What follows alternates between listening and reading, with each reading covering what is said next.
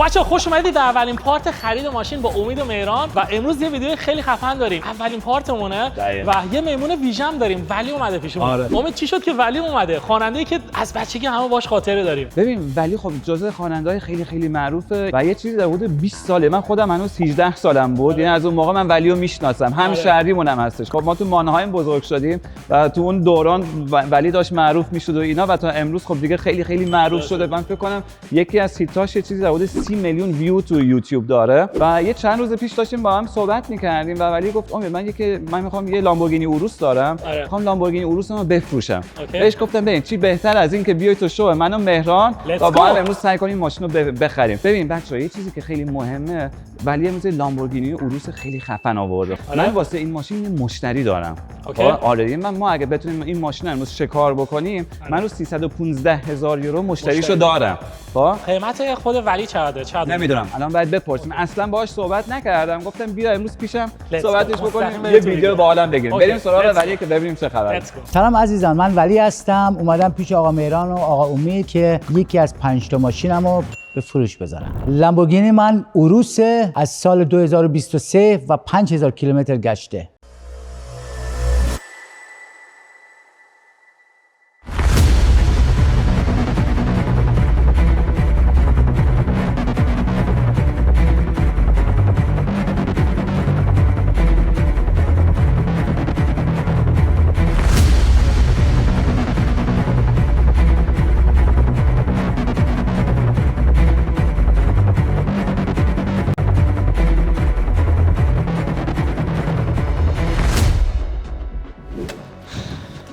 بفرما دیگه این ویدیو ایرانی ویدیو آلمانی همینطوری میرم تو همیشه. ولی جون سلام امید چطوری؟ خوش اومدی عزیزم. خیلی خوشحالم. ولی جان مهران گل چطوری عزیزم؟ همچنین برات فدات بشم. مرسی فدای تو. از لامبورگینیت خوش‌تیپ‌تری امروز عزیزم. آره نمیدونم واقعا یعنی لامبورگینی باید دیزاین از تو یاد بگیری. همچنین امید جان قشنگ معلومه ماشین رو میخواد امروز بذاره و بره. میدونین چرا؟ چون اصلا ست نکرده. 100% دیگه از شما که بهتر بعد توصیف پیش شما نشونه خوبیه. من اونجا یه استل مارتین سبز دارم که اتفاقا به پلیورش میاد. دقیقاً یعنی شاید بتونیم هنوز معامله‌ای بکنیم با چرا هم. چرا می‌بینیم حتما. چرا نه؟ ببین ولی من که خودم 20 ساله میشناسم، حتی 20 سال بیشتر. من تو رو میشناختم که حتی قبل از اینکه معروف بشی خب ما همشهری هستیم. مانه‌های ماهایدلبرگ و اینا که ما بزرگ شدیم. خب امروز اومدی با ماشین لامبورگینی. یکم در رابطه با ماشینت واسه ما تعریف کن. این ماشین دیگه 2023 گرفتم. 5000 کیلومتر داره و این چی میگن اکروپوویچ اکساز اکروپوویچ داره و میدونین چقدر کمیافه. آره و فعلا دیگه تصمیم گرفتم اینو من بفروشم. یک ماشینی برای که من تور کنسرتام دارم به عنوان لیموزین یه خورده راحت تر باشه و اونجا پیش شام یک ماشین دیدم رولز رویس که با هم ایمانی خوب بکنیم. یعنی رولز رویس هم سبزه اونم به پلیورش میاد. من سال میدونم ولی خیلی ماشین بازه. خب اینطوری نبینش یه ماشین دو تا ماشین ولی تو کلی ماشین داری. من میدونم. خب 5 تا ماشین. میشه بگی چه ماشینایی؟ یک استئو دارم و لامبورگینی هوراکان استئو و چند چیزا دیگه هم ماشین دیگه هستش که اونا سورپرایز. منتظرم که پولاش داده شده تا بیان. اوکی. ببین چند سال منتظر این ماشین بودی بعد اینکه سفارشش دادی پیش لامبورگینی؟ این تقریبا یه سال خورده ای. آره یعنی واقعا همینم هست. یعنی الانم حتی دیگه لامبورگینی اوروس دیسکانتینیو شده. یعنی دیگه نمیتونی لامبورگینی اوروس رو سفارش بدی. این ماشین تموم شده تو لامبورگینی. الان دیگه نسل بعدیش داره میاد لامبورگینی اوروس اس ای که هایبریده که خیلی طرفدارم نداره اتفاقا. یعنی این موتور یه چیز خیلی خاصه. من این ماشین 666 اسب بخار داره 4 لیتر بی توربو. قیمتی که از ما میخوای واسه این ماشین چقدره؟ دیگه اینجا میدونم شما قیمت بهتری میخواین تا چیزی نه برای که میخواین سود کنین. نظر شما چیه؟ خب یه چیز بیزنس کوچیک خب باید همیشه بکنیم. خب دیگه کارمون همینه. متاسفانه چیز بهتر از این یاد نگرفتم. صدام هم خوب نیست. میخواستم خواننده بشم. مردم میگفتن صدات خوب نیست. میخواستم فوتبالیست بشم. فوتبال بلد نبودم که دیگه خرید و فروش ماشین و یوتیوبر شدم. خب یه استفاده کوچیکی که بخوایم روش ببریم 285 به نظر من اگه بفروشی خوبه. کمه، خیلی کمه. این دیگه یعنی چی میگن کسایی که اینقدر من بالای یه سال منتظر این ماشین بودم دیگه الان کمیافه میخوام به شوق ماشینا دیگه ای لامبو سفارش دادم. خیلی کمه. نظر تو؟ نظر خودت چنده؟ نظر من 350 تومن اینو خریدم حاضرم 330 تا بدم. 330. حالا راجع بهش کارش می‌کنیم. خب بیا یکم دیزاین ماشین رو نگاه کنیم. رنگش که اوکی. خیلی خفنه. خب به آلمانی میگن گراو، به ایرانی میشه خاکستری. خاکستری آره. ولی آره، این تقریباً خاکستری خاکستریه. فیلیه به نظر من رنگش. این مدل ایرانی. جدید خاکستری. آره. فویل روشه؟ آره فویل روشه. اوکی. خود فویلش رو چقدر پول داری؟ 6-7,000 یورو فکر می‌کنم. واقعا درسته؟ آره 5000 خورده کلا یک خورده فویل تخفیف روشه شده. یا فقط جلو؟ کلا تمام ماشین تمام فویله. ماشین فویله. چون من اینجا مثلا یه تیکه دیدم انگار رنگش رفته ولی مثل این که نه همش خب فویله. واسه همین فویل میکنن ماشینا رو دیگه. آره. مثلا اگه ماشین فویل نشده بود الان رنگ ماشین خراب شده بود. واقعا. اینجا فقط فویل، از این سنگایی که پرت میشن رو اینجا ماشین تو فویله؟ اتوبان همش فویل. آره. اوکی. ولی جان اول از همه بذار از زبون خودت بشنویم. خب کسایی که ماشین میفروشن ببین ما چند دسته داریم. امید بیشتر میداره. یه دسته داریم که مثلا یه ماشین کاملا تصادفی رو خب خیلی خوب جلوه میده که ما از اون دسته نیستیم، تو هم نیستی. واسه همین یه عدم داریم که خیلی صادقن. تو از اون دسته صادق هستی. ماشین تو چه ایرادایی داره؟ البته خب نوعه، فکر نکنم ایرادی داشته خدایی باشه ولی تنها اگه ایرادی داره داره که اینم تقصیر کار من بودش. اینجا یک چیز داره تنها ایراد اینه دیگه که اینم اینجا چی شده؟ ماشین نو. به درخت زدی؟ نه گاراژ بستیم این اتفاق پیش اومد. آره این که دیگه دست کم یه 15-20 هزار یورو خرجش باید بکنیم که اینو تعمیرش بکنیم. اتفاقا کسایی هستن که چی میگن شاید اونا اسمارت ریپیر کنن. آره این دیگه درست نمیشه. میگم یه 15-20 تا خرجش بکنم که این درست بشه. ولی خب چیزی که خیلی باحاله اگزوز ماشینه. آره. اگزوز آکاپوویچ داره. آره. این خود این اگزوز از کارخونه 12,000 یورو پولشه. 14,000 تا حتی 14,000 یورو تو دادی که فقط اگزوز آکاپوویچ. به نظر بذار بشنویم ماشین. من یه گازی بدم شما وایسین اینجا. ولی بچا میگم دیگه عقبش خورده. یعنی اصلا دیگه تصادفی حساب میشه این ماشین واسه.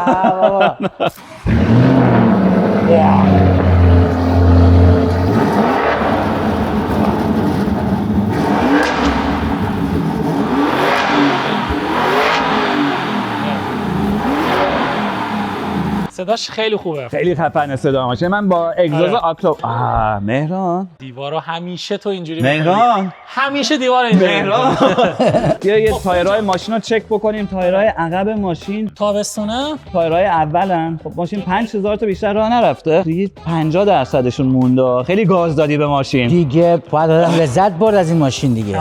اوکی رینگاش رو یه چک بکنیم. خدای ماشین خوبیه. این فقط عقب من میخوام بعد از کنسرت عقب بشینم برای که بچه‌ها دیگه با توربوس میرن. آره. من بابت صدام بعد یه خورده آرامش بدم. عقب میخوام بشینم استراحت بکنم. عقبش صداش چیزه. زیاده. نه تنها صداش زیاده که راحت نیست. علی جون اوکی. سوال دارم. توی خواننده خیلی معروفی هستی. بعد کنسرت عقب ماشین که میشینی تنها میشینی؟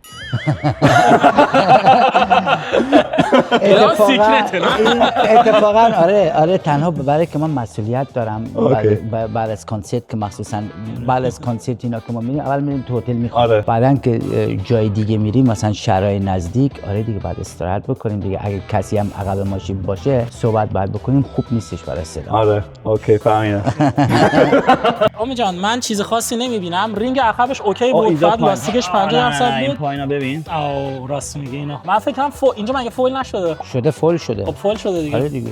تو باید بگی فویل شده. خب دیگه ما همکاری داریم می‌کنیم. آره ولی خیلی تازه کاریا. تو این سیت ولی نشسته. اینجا ولی دست ولی بوده. بو ولی اینم بعد فکر اینم بعد منم یه بار جا ولی بشینم. من یه بار جاش بشینم. ماشین یه 20 تا اومد روش الان. زیر آینه‌ش چطوره؟ زیر آینه‌ش اوکیه.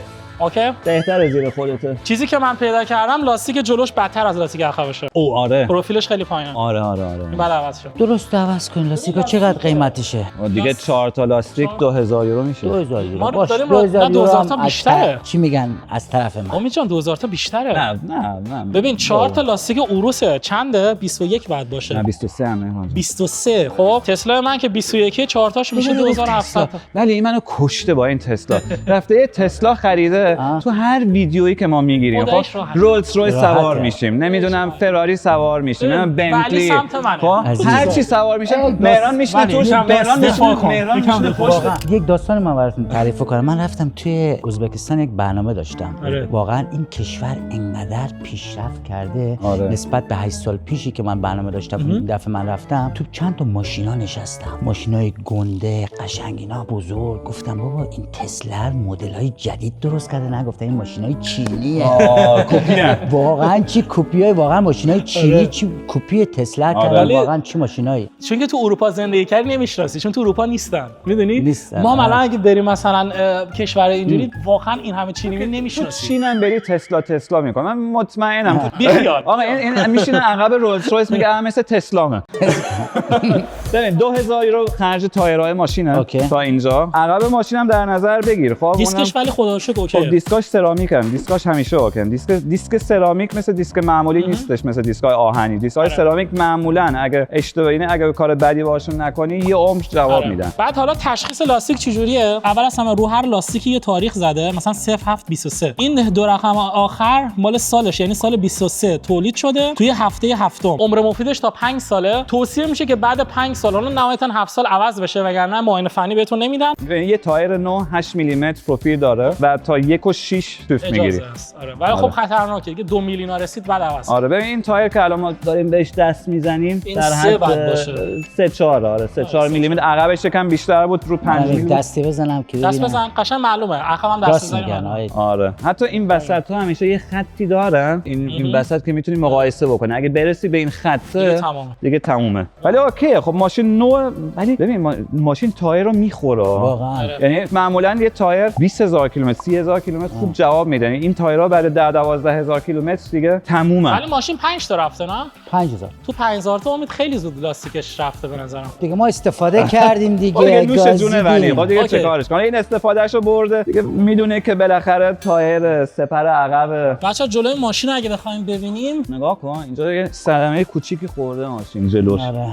معلوم نیست به کجا خورده. حتی فکر کنم فویل اصلا خراب کرده. کسی رو بیارین شما. اتفاقا آقا امید من نزدیکا کسی رو میشناسم که اینا رو یه خورده، اما اینا بعد گفت برای مشتری. خودم این کارم دیگه. میدونم شما بچا اینا من زیر ماشین امید جان زیرش نوعه من چیز خاصی نمیبینم. خب بچا رینگ این ورش هم کاملا اوکیه خدا رو شکر. و تنها ایرادی که تا الان تونستیم بگیریم لاستیکاشه و این آسیبی که اینجا دیده که اینم بعدم حالا بعد ببینیم با چه حد میشه اوکیش کرد. و بریم داخل ماشین. البته واسه قبلش از ولی میپرسیم. ولی جان داخل ماشین ایرادی چیزی داره؟ من که ایرادی ندیدم. نه خطی چیزی که نه. ولی ماشینا رو از دید یه تولید کننده میبینه. خب ازشون استفاده میکنه.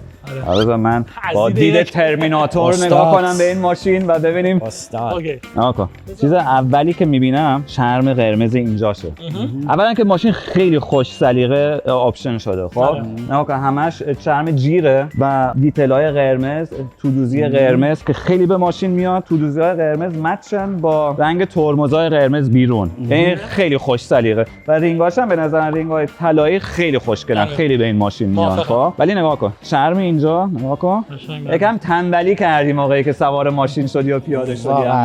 کشیده باشه. ولی 5000 کیلومتر رفت. تو 5000 کیلومتر عجیبه. نگاه اینه دیگه آدم سوار ماشین که میشه اینطوری که میره تو واقعا دیگه یکم چیز شده. و نگاه کن اینجا یعنی چیزی دیده که تو هنوز ندیدی. اما آقا امید اینو نمیتونه آدم پلیش بده. این آره حالا خراب نشده چرا؟ نه حالا یه 5-6 هزار یورو پول پلیششه که نگاه کن اینجا متاسفانه تو خود جنس فرمون اینجا تو پلاستیکش خط افتاده. دستبند ساعت دست ولی خورده. دست ولیه. اتفاقا این سیگنچرت درست؟ درست بیا تمومش کن کارو. نه ولی این اکثرا یا ساعت یا دستبند یا انگشتر هم میذاری یا فقط نه فقط دستبند و ساعت. فقط من از بیرونم دیدم روی ناویش یه خط فکر کنم یا خطی یا موه ولی دست نزن بهش. بذار بمونه تو ماشین بابا. آپشنی که ماشین داره که اینم دوباره خیلی گرون بوده اینه که توش کاربن فایبره معمولیش لاک پیانو، لاک مشکیه یا فلزیه و این آپشن یه چیزی در حدود 8000 یوروه که توشو بکنن کاربن فایبر. یعنی تو خیلی خوش سلیقه ماشینو آپشن کردی، درسته؟ مرسی. آره واقعا از اونی که قیمت بیس ماشین بوده بیشتر خرج ماشین کردی. سقف ماشین هم جیره، خیلی باحاله. بعدش سقف پانورامیک داره. عقب ماشین زیاد نشستی؟ اتفاقا تو این ماشین نه. خیلی کم، بلکه مونیتورها واسه کیه عقبش خب اونجوری واسه دیزاین، درسته؟ دیزاین بودش. ولی نه معلومه برای خودش بعد کنسرت مانیتور گذاشته، درسته؟ اینو راضی من بعد از کنسرت اینجا دلیل فروختن این ماشین اینه برای که بعد از کنسرت یه خورده اینجوری راحت نیستش. تو یه ماشینی میخواید خیلی ورزشیه، بیفتی توشو، آره واقعا لش بکنی. اما رولز رویس و اینا بهتره. میدونم داریم رولز رویس هم داریم. توش خیلی تمیزه، فوق العاده عالیه. هیچ فقط یه خط رو فرمون. آره قشنگ معلومه و ایراد داخلی دیگه ای نداره. حتی دستگیرهای در، شیشه بغل، همه چیش اوکیه. یعنی یه خط هم نداره. ببین یه چیزی هم که اینجا الان دیدم، اینجا می‌بینید چرم ماشینو، آره. یکم کار داره دیگه. می‌دونی درسته ماشین دست دو نو نیست. من همیشه به مشتریام میگم اگه ماشین نو می‌خوای باید بری ماشین نو بخری. آره. و اگر خب نو باید بری پول نوش هم بری. 2 سالم بعد آدم صبر کنه. اینم فراموش نکنه. بازم مشتری میاد بالای 300000 یورو میخواد پول این ماشین رو بده، انتظار داره بالاخره نو باشه. مثلا شاید همون خط بزن تو ذوقش و این ماشین هم در حد نو 5000 تا اصلا هیچه. نه بالاخره از نمایش بیاری بیرون 5000 تا. من مثلا تو بچگیمون خب ما که زیاد نداشتیم، مثلا اگه یه پولی داشتیم بابا مثلا یه ماشین 5000 مارکی، اون موقع از مارک بود، یورو هم 5000 مارک، 10000 مارک دیگه خیلی پول بود واسه یه ماشین. خب ماشین مثلا 10 سال 15 سال قدیمی زیر پامون بود، بعد مثلا ببین 300000 یورو کجا. من حالا نمیدونم واسه من یعنی اصلا ماشین 30000 یورویی مثلا نمیتونستیم فکرشو بکنیم موقعی که بچه بودم. وای بالا اینکه ماشین 300000 یورویی الان که امروز میخوای معاملهش بکنیم. حالا خب تو بچگیت پول نداشتی، منو چی میگی که همین الان هم ندارم. شما خوبه. خنده‌های پلید زده دیدی. خب بریم سراغ موتور ماشین. ببین زیر این یه موتور 8 سیلندر 4 لیتر که این ماشین در اصل موتور فولکس واگن آگیه. یعنی فولکس واگن صاحب لامبورگینیه، صاحب آودیه، صاحب سیات، حتی صاحب بوگاتیه، صاحب پورشه هم هستن. و این موتور 4 لیتر یه موتور کاملا شناخته‌ایه که البته تو لامبورگینی از همه بیشتر اسب بخار داره. 666 اسب بخاره، بی توربو 4 لیتر حجم موتوره. جزء بهترین موتوراست که میتونی فکرشو بکنی. نگاه کن کاپوت ماشین از زیر کربونه. آره. بعد یه سوال دارم، الان به چه چیزایی باید دقت کنیم؟ ماشین که اصلا تصادفی نیست، قشنگ معلومه. اگه تصادفی بود میفهمیدی، همون ثانیه اول میفهمیدی. نه ببین این روزها دیگه اینطوری نیستش که مثلا واسه یه ماشین اینطوری بخوای کاپوتو بزنی بالا نگاه کن. قبلا کاپوتو می‌زدی بالا، موتور رو چک می‌کردی، مثلا ببینی آب تو روغنش نیست یا روغن تو آبش نیست. بیشتر واسه یکم مثلا که پوزش رو بدی، حالا یه موتورم چک کردیم. ولی در اصل اینطور ماشینا واقعا نیازی به این ندارن که بخوای زیر کاپوت. البته موتور ماشین گارانتی هم دارن. یعنی از کارخونه 3 سال گارانتی داره این ماشین که الان تازه 1 سالش گذشته. یعنی هر چیزی هم هر ایرادی هم که داشته باشه میبریمش پیش خود لامبورگینی. مرتب آره دیگه. برای که کسی هم که بخواد اینو بخره انتظارشو داره این سرویس و اینا. آخرین بار فکر کنم 3 ماه پیش. 3 ماه پیش عالی دیگه. ماشین نو 5000 تا رفته، 3 ماه پیش هم سرویس. ببین ماشینو دیدیم، ایراداش هم دیدیم. با عقبش تصادفیه. با فرمونش رو خراب کردی. لاستیک جدید. چرم ماشین هم هست. خب خرج داره دیگه. به نظر من بیا الان یه پیشنهادی بهت میدم. 287000 یورو تمومش کنیم دیگه. اصلا دیگه 208 دیگه تست درایو با اینا هم نمیخواد بریم. ببین دیگه خیالت راحت میشه، پولو میگیری همون لحظه میاد به حسابت. یعنی 70000 کسی که ماشین 2 ساعت بعد ثبت کنه واسه این چیزای کوچیک خیلی زیاد. حالا دیگه ببین پولمون نقده، چک هم نیستا. میدونم 350 خریدی کلی باش سوار شدی. با این پولو یه قیمتی بگو که شاید یک ماشین من اینجا وردارم. اونو که به هر حال انجام میدیم اون کارو. خب ولی یکم دستمون رو باز کن دیگه. 287 دیگه لازم نیست باش برونیم، ندید میخرمش. 330 تا 287 یه حالی بده دیگه. یه اصلا 290 ولی تمام شد. 320 دورم نزنیم بود. 320 200 و همه هم ببین همون 290 هم نمیخواد قبول کنه. ماشین ولی بابا مهران من میذارم، یعنی از کیسه خلیفه داری میبخشی. بابا بوی عطر من توشه، بوی عطر من. ببین یه کاری میکنیم، یه دوری با ماشین بزنیم ببینیم چطوره، بعد یکم صحبتمون رو بعد جدی‌تر بکنیم که مثلا شاید قانع بشم 290 291 هم بدم واسه بالای 30. اوکی بریم سوار ماشین چیم. بچه افتادم الان با 2 تا آدم حرفه‌ای دارن خیلی میزنن سر ماشین سر قیمت. به امید خدا بتونم اون قیمت حداقل که دوست دارم بفروشم یا نزدیکش باشه. این چیکار میتونیم بکنیم؟ خب مهران جان ببین ماشین ولی رو دیدیم. ماشین ولی واقعا خوبه. ماشینش خیلی تمیزه. خیلی تمیزه. ما خود دیگه با زور الان داریم دنبال یه ایرادای میگردیم. بالاخره بخر بفروش ماشینیم دیگه. خب ما اینجا میخوام بزنم تو سرش نمیشه. نه اینجا ولی خیریه هم نیستش. خب ما خود میخوام یه استفاده برم. میگم من روز 315 تا مشتری دارم. الان ولی هنوز داریم میگه 320 تا واسه ماشین. خب ما بعدیم دیگه فوقش 295 300 بعد معامله رو ببندیم. خب یکم باش بعد تو زورتو بزن رو 295 قبول نکرد من میارمش رو 300 ولی تو قبول نکن که اون حالا شاید اگه تونست بعدش مثلا ایرادایی که رو ماشین دیدیم خب سپر عقبش باید 200 یورو درست میشه. چقدر 200 یورو سپر عقبش رو درست می‌کنیم. چرم ماشینش هیچ کاری نداره. با تمیز کردن پولیش و اینا میره. خب بقیه ماشین فوق العاده خوبه. آپشناش خوبن. لاستیکاش هم خوبن بابا. لازم نیست عوضش کرد. نه ولی منصفم باید پیش بریم. یعنی قیمتی که ببین واقعا ولی ماشین بازه. خب میدونه ارزش ماشینش رو میدونه. خب یکم مخش رو بزنیم امروز یکم حال با ما بکنه که به ما هم یه حالی بده. بعد خب هدفم بعد این باشه خب شاید بعداً خب دوباره مشتری شه دوباره بیاد روی دنبال رولز رایس. من 2 تا رولز رایس دارم. یه کاری می‌کنیم. تو گفتی قیمت آخر 295 بود. دیگه فوق 300. من میارمش فوق میارم رو 300. اگه قبول نکرد تهش بهش تخفیفم میدم برای ماشین بعدیش. رو ماشین بعدی. بهش مثلا میگه اگه اومد 300 رو ماشین بعدی علی. اوکی بریم تست درایو بکنیم ببینیم چی میشه.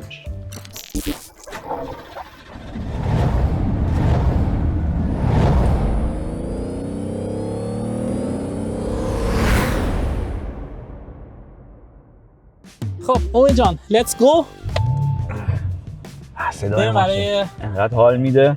پشت خیلی تنگه. حق داری. مثلا برای من که الان نشستم خیلی کوچیکه. البته لامبورگینی اوروس ماشین خیلی خفنیه. واسه من جزو فیوریت ماشینامه. برای من همچنین. من خیلی اوروس من دوست دارم. اولین باری که سوار شدم امیدی کاری که اصلا من عاشق اوروس بشم. ولی خب خیلی اسپورته. ولی میدونی که ماشینی که چرمش قرمز باشه مشتری نداره اتفاقا. چرا؟ خریدار نداره. خودت کمتر بلاشه دیگه. تو آرتیستی خب تو با رنگ‌های خفن و اینا فهم ولی بیشتر مشتری‌ها مثلا دوست دارن مثلا ماشین همش مشکی باشه توش. من به این خاطر من وسطشو مشکی کردم. ولی بالاترین سرعتی که با یه ماشین رفتی چند بوده؟ 330 تا. با همین 330 تا میره. میدونی بالاترین سرعتی که من رفتم چقدر بوده؟ نه 413 تو اتوبان. کدوم ماشین؟ بوگاتی شیران اسپورت. چجوری بود 400 خیلی باحال دیگه اون موشکه. ببین من همیشه این آرزوی 400 تا رو داشتم. بعد خب بوگاتی اینو میتونه 1500 اسب بخار 16 سیلندر. ولی خب جاده هم باید خالی باشه واسه این کار.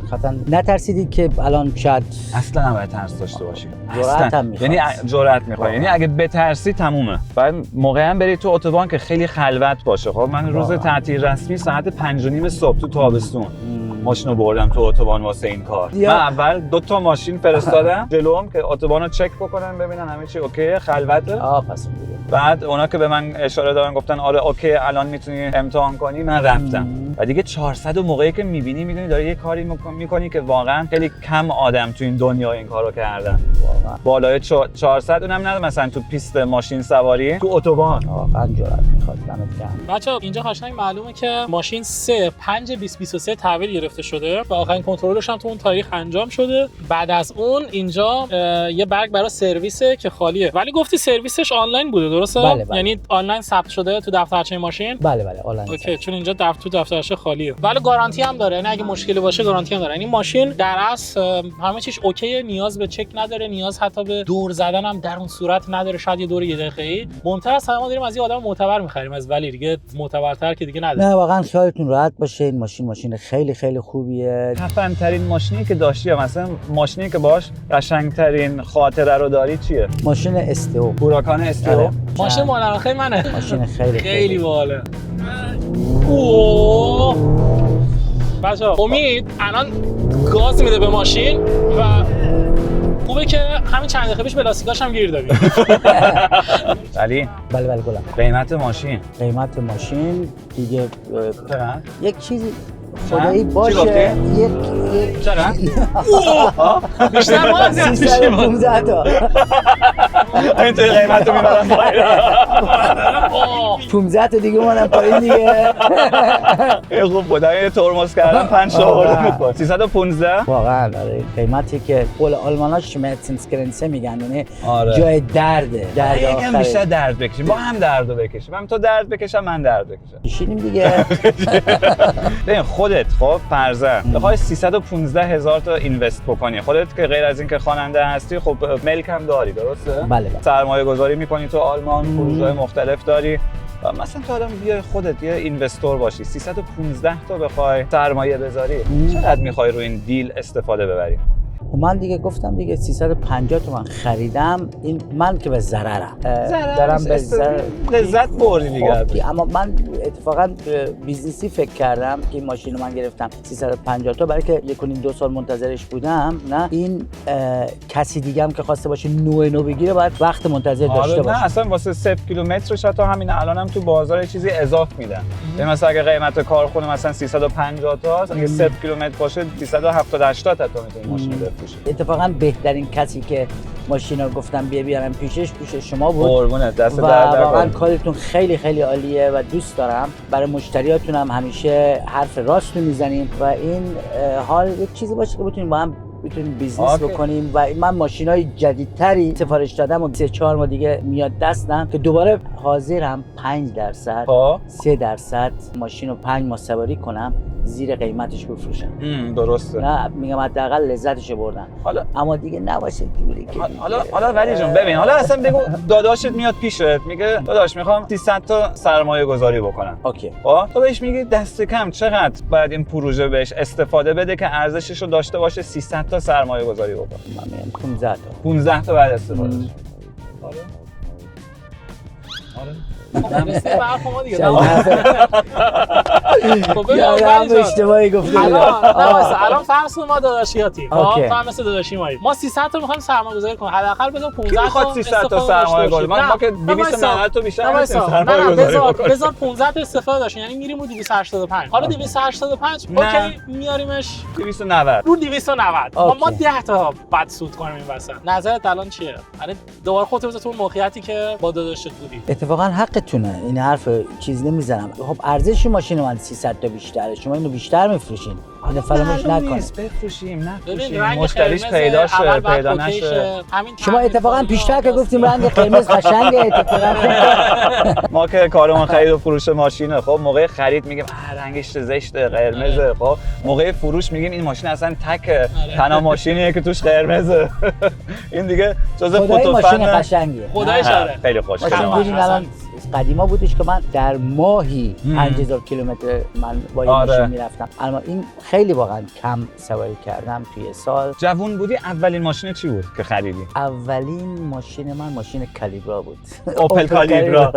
چه باحال. یادمه. تو چی می‌جان؟ من اولین ماشینم یه رنو ار 5 بود. وای دو تامون رنو داشتم. رنو ار 5. برای من یه مگان بود. 1500 یورو خریدم، 1100 یورو خرجش کردم. بعد 3 ماه فروختمش 1000 تا. حالا ولی جون میدونی که همون اوپل کالیبرایی که تو میگی امروز اگه هنوز داشتیش قیمتش بیشتر بود از اون 20 سال پیش که فروختیش؟ 100%. اوپل کالیبرا الان خیلی قیمتش نمیره بالا. خیلی ماشینای باحالی ان. واقعا. مهران جون به نظرم تو هم بشین پشت فرمان. یه قانعش کن دیگه.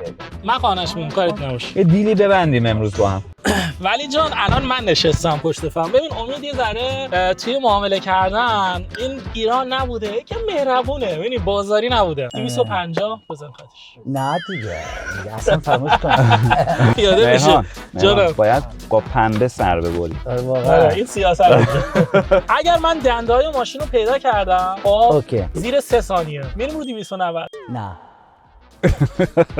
واقعا اصلا برای خرید فروش ماشین خوب میمره. خواستم بگم بلد نیستم. اپیزود اولمونه با مهران. حالا بذار ببین، حالا مهران خودش گرگ میکنه. یه چند اپیزود مهرانو بدش دستم، گرگ خرید و فروش ماشین میشه. ببین سواریش که اصلا نیاز به تعریف نداره. خب ماشین نوعه، همه چیش عالیه. فقط امید تنها چیزی که من اذیت میکنم همین خط است. یعنی باید اوکیش. خدایی دیده نمیشه کاملا. دیده میشه. اصلا دیده نمیشه. خدایی موادایی که شما دارین پلیش میدینش درست. این مثل خط رو قلبم، این دیگه این خط درست نمیشه. بابت 300,000 یورو چقدر زحمت کشیدی؟ راستش رو بابت 300,000 یورو تو هم که پولدار نبودی، از صفر شروع کردی درسته؟ خدایی یعنی قدیما 2 سال 3 سال 2-3 سال زحمت کشیدی. ببین تو آلمان باید 600,000 یورو پول در بیاری آره. که 300 تا 300 دستتو بگیره، چون که شریک اولت اداره فینانسامت به ایرانی چی میشه؟ فینانسام اداره مالیات حالا که فرض 50% همیشه تو استفاده شریکن. حالا فرض کن تو 600 تا در آوردی، نصفشو دادی مالیات، نصفش میمونه. یه ماشینی می‌خری که اینجاش خطه. این باید 100% باید اوکیش بکنی. بابا به جاش 2 سال آدم منتظر نیستش دیگه، این فراموش نکنید. یه گاز بدیم، اجازه هست؟ آره بفهمم. مهران نه خداییش سواریش خیلی خوبه. اوروس واقعا یکی از ماشین مورد علاقه من. علی جون جونم. موفق‌ترین آهنگت کدوم بوده؟ آهنگ خانومی بود. خانومی خاطرخواه داره. آهنگ یه صورت بیا تو ماه داره. به دست آوردن دل سخته ولی راه آهنگ بیا تو بود. بیا تو دو دستت بگیسو با چشمای زیبا مرا کردی تو جادو. یکیش افغان بود، یکیش ایرانی. ولی آهنگ الان چیه؟ الان یک آهنگ جدیدی دادم بیرون با خواننده معروف آلمانی موفینیکس، دوست خیلی خیلی خوب من. آهنگ ماریا این وایس اینو من گوش دادم. کارل سانتانا بود اون موقع. نه به تیپ آهنگ چیز دسپاسیتو. آره این برای دیجی خوب میتونن با آهنگ دسپاسیتو اینو میکس کنن. همون گام هم هستش اتفاقا. ماریا عشق زیبا توی برام تمام دنیا. ماریا من آهنگای الان تو گوش دادم. یکم الان رفتی تو فاز ریتمای اسپانیایی و هیپ هاپ و اینا، درسته؟ اتفاقا آره دیگه، چیزایی که مارکت داره دیگه، چیزایی که مردم دوست دارن بشنون. دیگه دوران 6 و 8 تموم شده. اتفاقا هستش. آهنگ لاله آهنگ خیلی 6 شادیه و مردم من از آهنگای 6 اتفاقا میشناسن نه، و اونو چیزی هستش که همیشه استایل من خیلی عاشق آهنگای 6 و 8 و حالا مثلا دوستای مثلا الان که مثلا خیلی آدمای خفنی هستن، خیلی کول هستن، پارتنرم همینطور، مثلا به این تو موزیکا به من قربونت برم. نه شما نه به این تا آهنگا میگن دامبولی کسک. به نظر من ما ایرانی‌ها تو رگمونه. این موزیکا که میان یهو خودت غیر بلد باشی یا بلدم نباشی میخوای غیری بدی. موزیک من همه چیز میکسه، موزیک هندی توش میکسه، موزیک افغان میکسه، تاجیک میکسه. فکر کنین و این یک استایل به خصوصی هستش که مردم دوست دارن بشنون و با لذت میتونن پارتیاشون رو پیش ببرن. خدای موزیک ایرانی واسه تو کیه؟ خدای موزیک ایرانی خیلی کسان دیگه. من خیلی الان خدا نگهش داشته باشه آقای موینه، خیلی کارشو دوست دارم. اتفاقا کنسرتاش هم ماشاءالله همیشه پره. موین که سالاره. اگه گفتی واسه من کیه؟ واسه شما؟ آره. اصلا بذار نگه. نه میگم. فکر نکن اصلا به مغزت نمیاد.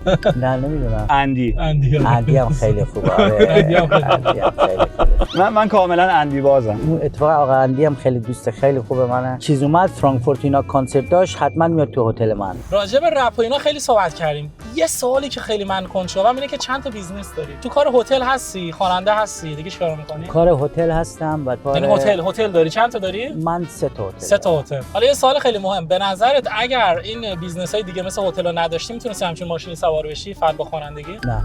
متاسفانه نه، چون که توی کامیونیتی فارسی در اون حد پول پرداخت نمی‌کنن، یعنی پولی گیرت نمیاد. ولی اگه تو آلمانی بودی بهتره. با همین مشهوریت، با همین ویوها واقعا اصلا چه ماشین الان برات هیچ بود مثلا. هیچ.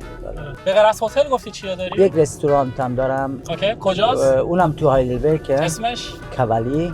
الان رستوران افغانه؟ یک نه اینترنشناله.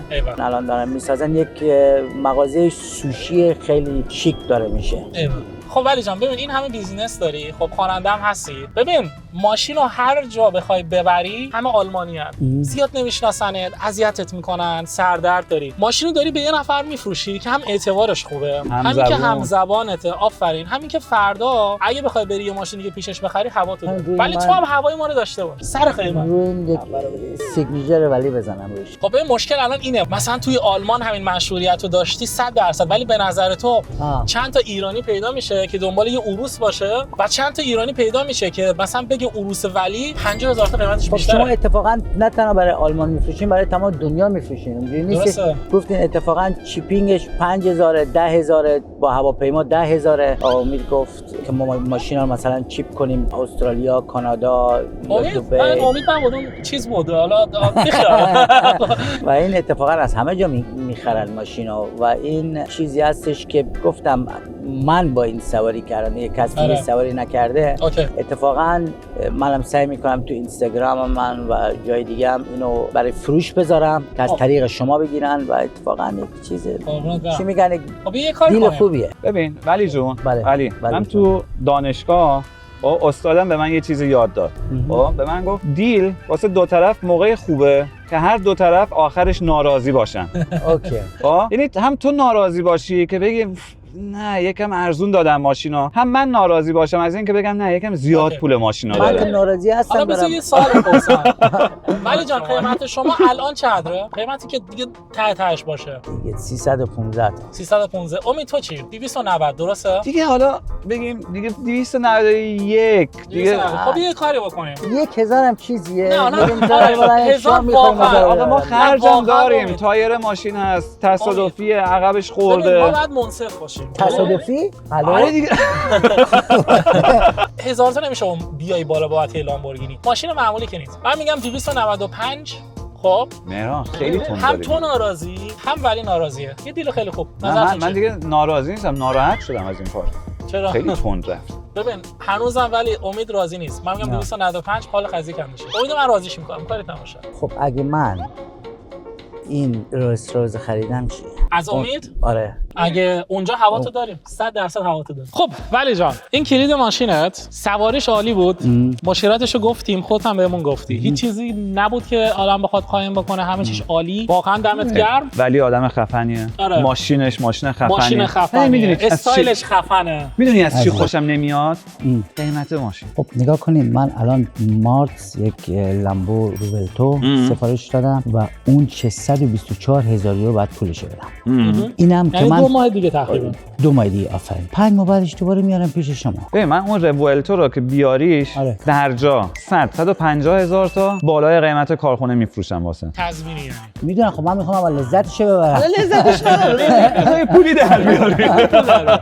ببین ولی بیا کاری بکن. ببین من امروز کلیدو بهت دادم که تصمیم بگیری. کلید همراهته. هر وقت دیلمون اوکی بود، راضی بودی کلیدو به ما. اوکی؟ یا اینکه میتونی سوار ماشین بشی و دیگه دیل انجام نمیشه. ولی 295 که یه سود کوچیک هم ما بتونیم ببریم و ماشین بعدیت هم میاری اینجا ازت می‌خریم. رو اون سود می‌کنی. رو اون سود. یه کاری بذار بکنیم. یه کاری می‌کنیم. خب ما این ماشین حالا امروز دیگه تمامش می‌کنیم با 295. خب ولی هر ماشینی که از پیش من انتخاب کردی در جا من به 10,000 تا تخفیف میدم رو اون ماشین. اونه که اونجوری هم میده دیگه. آمین. واقعا 10,000 تا که چیزی نیستش توی ماشین 400 500,000 یورو. حالا دیگه 10 تا پیش ما داری. همیشه 10 تا پیشم میدم داری. 10 تا اون که اصلا مال خودته. به همه میدیم. قابل تو رو نداره. اصلا مال خودته اینجا. مرسی عزیزی گلی. خدایی یک قیمت بدیم که با انصاف باشه. بگیم 296. اما 300 تاش کنین دیگه. نه 300 تا 4000 4000 تا اصلا. نه من رو 300 تا دیل نمیبندم. نگاه کن اصلا دارم عقب میره. 300 تا 300 قیمت خوبیه ولی نه نه میخوام اینو بگم باشه. ولی به شرطی که لاستیکاش اوکی باشه و من عقبش هم اوکی نگاه باشه. کنین من خیلی قلب بزرگی دارم معلومه و این 300 تا گفتم دیگه این باز دیلای دیگه در آینده تو قلبت تمومش بزرگه ما کن جیبمون دیگه. کوچیکه. جیبتون جیبمون بزرگه. این جیب منو ببین کار- خالیه. کارتون من دارم از جیب کارتون. استفاده والا می‌کنم. این از کیسه خلیفه داره میبخشه 1000 300 تا تا 2000 تمامش تا. کنین دیگه باز ان باز این لامبو رو میارم 200 300 تا ببین لامبو رولتو سفارش دادی درسته؟ 2 ماه دیگه میرسه به دستت. پولم نیاز داری. واقعا 295 پول نخ امروز میتونی بزنی به حساب؟ درجا درجا میزنیم به حساب. 300 تاش کنین دیگه ببین لامبورگینی روولتو چقدر قیمت کارخونه است؟ 650 تا 624 تا من میخوام 624 تا چقدر میخوای سوارش بشی؟ حداقل تابستون دیگه یه تابستون یه تابستون موناکوی بریم ببین ما یه کاری میکنیم لامبورگینی روولتو تو سپتامبر اکتبر دیگه سپتامبر تو آلمان رو خودت دیدی آخه دیگه بدقولی بشم. آخه دیگه آلمان اکتبر دیگه کی بدقولی نمیخرن آخه اکتبر. سپتامبر بیاری تا تمیز بشه میشه آخر سپتامبر. 30 سپتامبر باش. یعنی آخر سپتامبر باشه آخر سپتامبر با 70,000 تا صرف. یعنی هر چقدر تو پول کارخونه رو میدی من 70 تا میذارم روش واسه. اوکی. با کیلومتر چقدر باشه بعد؟ فوقش 5 تا. موناکو اوکی. رو میتونی بری راه. موناکو.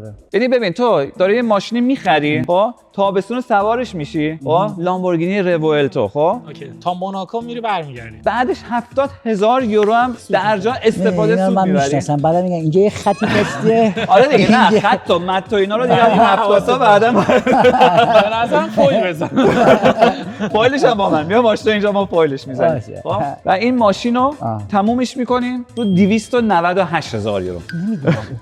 این دوتا چیه این دوتا داری چیز میکنی؟ دوتا جمع کرده به اینجا رسیده. خب ببین امید ما اینجا ولی رو داریم. خب ولی هر کسی نیست. خب بیا اینجا ولی من میام این سری میام سمت تو. به هر حال با اینکه حتی فروشنده ماشینم هستیم باید سمت حق باشه. درسته یا نه؟ درسته یا نه؟ همیشه باید سمت ما ناراضی به حق کجاست؟ من منصف باشه. ما باید منصف باشیم. خب ولی لامبورگین رولتوشو میاره. خب اینجا برای فروش اگه اوکی بود 70 تا چیزی که تو گفتی ولی اگه یه خطاش 10 تا کم کن. دیگه حواست جمع. از امروز تجربه امروز دیگه فهمیدم دیگه 10 تا کم میشه 100%. ماشین بعدیت هم اینجا می‌خرید 100%. ولی 300 2000 تا من میگم دیگه این 2000 تا رو جوشش بدید تمام دیل ایول بچا اولین اپیزود که من و مهران با هم داریم ماشین می‌خریم تونستیم دیلو ببندیم. آقا قبول نیست کلید افتاد خط افتاد دیگه نه تو تازه دیلو جوشش دادی الان داری به همش میزنی. خب بچا دیلو بستیم با 300,000 تا رولتوت هم میاری اینجا شرطمونه و ماشین بعدی هم که خریدی 100%. اونم دیگه حالا چه اینو میفروختی چه نمیفروختی دیگه به هر حال تخفیف میگرفتی از اون. اوکی بریم پای میز کارم که قراردادو ببندیم و پولو واسط ایبان کنم. باشه چشم. اوکی بس اولین اپیزود امید و مهران که داریم ماشین میخریم خیلی خوشحالم که تونستیم با ولی دیلو انجام بدیم و واقعا دست درد نکنه که اومدی و این ماشین رو به ما فروختی امروز. ان شاءالله که رولتوت هم میاد 2 ماه دیگه و حالش رو براتون موناکو 100% باز قربونت برم. ولی مهران بگو تسلاشو بفروشه. ای بابا من رفتم خدا حوصله داری این تسلا رو همیشه بری چقدر تو شارژ تو خونه کنی؟ میذارم تو شارژ دستگاه خریدم دستگاه خیلی اوکی تو امید تو اولین اپیزود اولین ماشین رو گرفتیم و واقعا دمت گرم اصلا فکرش نمی‌کردم. ببین همیشه بهم گفتی 10% سود نیازه با تو مشتری داشتی 315,000 تا آره یعنی 5% سودش آره 5% ولی سود سریعه چون ماشین کی میره. ببین حقیقتش من درجا مشتریشو دارم معمولا ماشینی که 315 تا میفروشم دیگه فوقش 280 90 تا پولشو میدم خب چون که دیگه میاد تو شورومم حالا تا هر وقت که فروش بره. ولی من امروز خیلی راضیم چون که یک ولی میشه مشتری دائممون خودش نزدیکمون زندگی میکنه خودش ماشین باز آرتیست ایرانی بالاخره واسه منم خیلی مهمه که با تمام آرتیستا بالاخره کانکت باشم با همشون معامله بکنم چه تاجر باشن چه آرتیست باشن چه خواننده چه ورزشکار بالاخره همه باید مشتریم باشن دیگه بالاخره این واسه من خیلی مهم بود و از این حرفا گذشته خب ماشینش فوق العاده خوبه یعنی واقعا یعنی یه چیزی که میگم ما استفادهمون امروز یکم کمتره ولی بالاخره فکر می‌کنم ولی هم راضی باشه با این دیلی که بستیم و اوکی دیگه سری 15 تا استفاده میبریم. ولی مهران جان یه چیزی باید بهت بگم زود اومدم بالا نه خیلی زود اومدی بالا نه منصف بودم خداییش خیلی ماشینش خوبه اوکی ولی نگاه کن تو معامله کردن هرچی بیشتر لفتش بدی خب طرف زود شاید بیشتر قانع بشه. آره این کارو درست بود که مثلا اوکی ما نمیخریم ولی حالا در اپیزودهای آینده خب حالا کلی درسی که باید بدم مهران جان حالا در آینده بالاخره بچا نظرتون رو بنویسین تو کامنت ها که شما نظرتون چیه. فکر نمی‌کنین مهران خیلی سریع رفت بالا به نظر من یکم بیشتر باید لفتش میداد شاید میتونستیم از 5000 تا کمتر پول ماشین رو بدیم ولی خب دیگه من اوکی ام من خیلی راضی ام خیلی هم از ولی ممنون هستیم که امروز اومد پیشمون باعث افتخارمون بود و خیلی راضی ام با این ماشینی که خریدیم. حتما از این ویدیو هم حمایت کنید این پارت یکشه ما قراره که از این به بعد کلی از اینجور ویدیوها بگیریم ماشین ارزون گرون هر ماشینی که باشه اگه دارید میتونید به اینستاگرام ما امید و مهران پیام بدید عکسای ماشین رو بفرستید مدلش رو بفرستید و اگه توی آلمان هستید ما شما رو دعوت میکنیم به همینجا کاملا لایو ماشینتون ازتون میخریم و هزینه‌اش هم همون موقع میذاریم به حسابتون. پول ماشین ولی هم همین امروز تو پایان ویدیو میذاریم به حسابش و حتما به اینستاگرام ولی به یوتیوبش سر بزنید چک بکنید و یوتیوب ما و اینستاگرام ما هم همش تو دیسکریپشن هست. خب دوستان خیلی خیلی خوشحالم که ماشین بالاخره تونستم بفروشم و خیلی راحتی هم نبود. خیلی چونه زدن، اما کسی از اینا بهتر نیستش اتفاقا توی محلی که ما هستیم، از آقا امید، آقا میرن. واقعا کارشون یکه و برای منم آسونه. میدونید من وقتش ندارم اتفاقا برم اینو خودم توی صفحه مجازی بذارم برای فروش، اما اینا همون مشتریشو دارن و ساده و اینا و دوستم دارم سپورتشون بکنم. کارشون یکه و قیمت مناسبی فروختم و باز چند تا ماشین دیگه هم باز از اینا میخریم.